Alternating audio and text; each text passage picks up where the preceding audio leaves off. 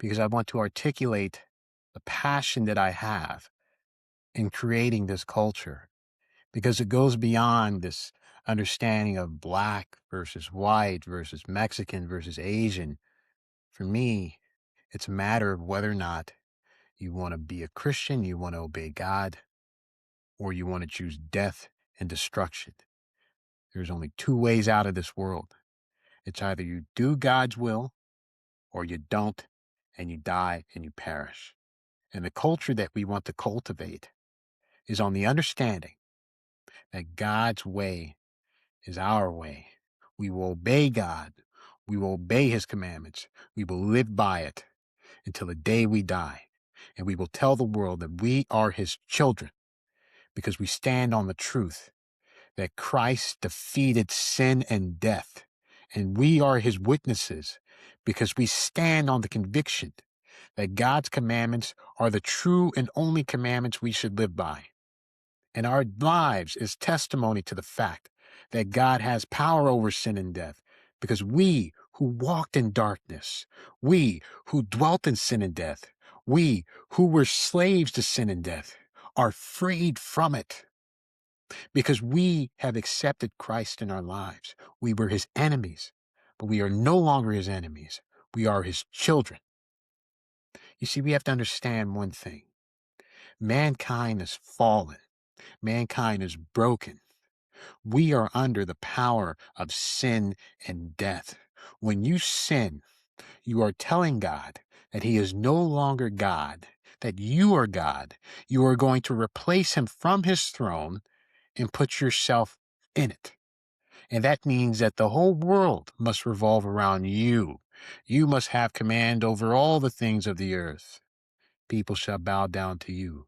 That is sin, but it leads to death because the world was not designed to obey you or me or anyone else. It was designed to obey God and God alone. And when we choose sin, we choose death. There is no other way to look at it. And God has seen us in this condition. He sees us dying because we choose sin. We choose to dwell in darkness. We choose to be disobedient to him. But instead of leaving us in this condition, instead of saying, you're on your own, he loves us so much,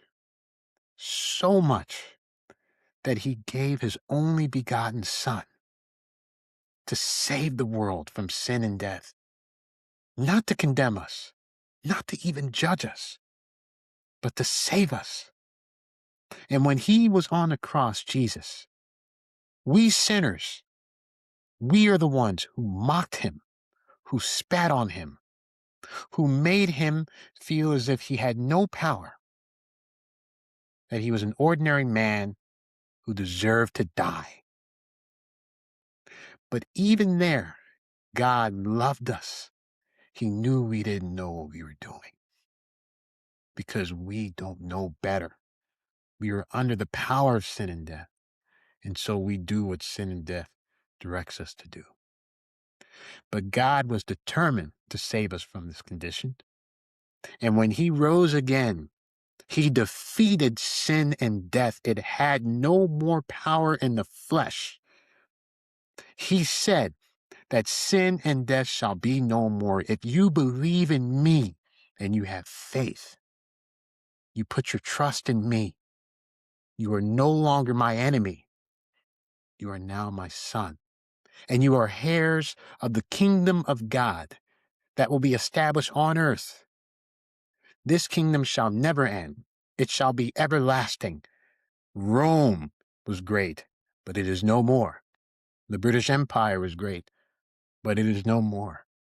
But this kingdom of God shall never, never, never, never, never, never, never end. Because when we live by the kingdom of God, we live by God's commandments, and God has his rule over all of earth because we choose to serve him.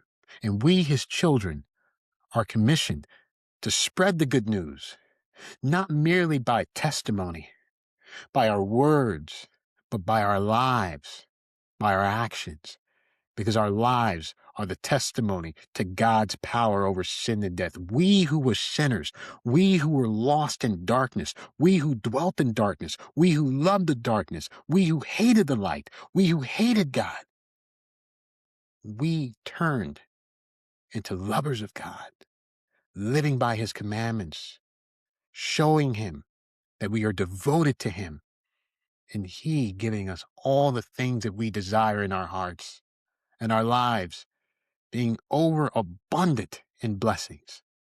This is the testimony that sin and death is defeated, because all the problems that we have, money problems, sickness, all these things that plague us, God will take away from us. Because if God is for us, who can be against us? Nothing, nothing, nothing can be against us. And so when we establish this culture, it is established on this foundation that sin and death is defeated. Death has been swallowed up in victory. Where, O death, is your sting? Where, O death, is your victory? The sting of death is sin, and the power of sin is the law. But thanks be to God, he's given us the victory. We have victory over sin and death. And so the things that we see in Black culture, the poverty, the disease, the crime, this is a part of sin and death. This is the devil having control over Black people. But we are going to bring Christ to Black people. We are going to bring God's kingdom on earth by our example, by our actions. And we are going to tell the world that the one true God is God over all. That the one true God will reign on earth, and we will all obey him, and we will all serve him. And we do this by obeying God's commandments and creating a culture that can make this possible. If you believe, as I believe, that Christ is God, Christ has defeated death, then let's start a culture that represents that. Let's get rid of Black culture, the children that are starving, living in poverty, having no future whatsoever.